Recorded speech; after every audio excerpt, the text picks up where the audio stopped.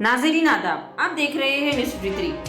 मोइनाबाद अजीज नगर horse riding club पर SOT team ने मारा छापा।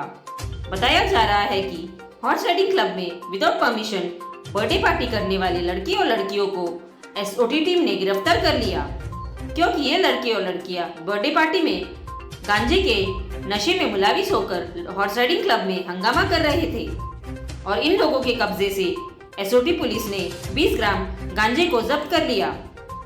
आइए देखते हैं आगे की तफसीलात सैफुद्दीन तैयबी की रिपोर्ट के साथ।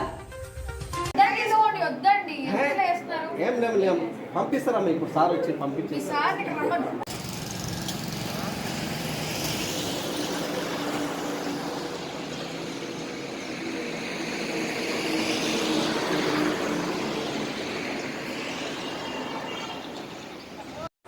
लाखों हजारों की पसंद अनवर पान शॉप हुसैनी आलम कोका बाजार का सबसे कदीम और सबसे पुराना पान शॉप। हर वैरायटी, हर क्वालिटी, हर फ्लेवर का पान हमारे यहाँ दस्तयाब है।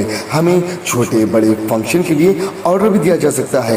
मरहूम मोहम्मद गौस साहब के फर्जंद प्रोप्राइटर अनवर पान शॉप मोहम्मद इब्राहिम साहब और मोहम्मद एजाज मुस्तफ़ा आप तमाम ग्राहक का वेलकम करते हैं। हमसे रब्त पैदा कीजिएगा 8074933339 8555041120।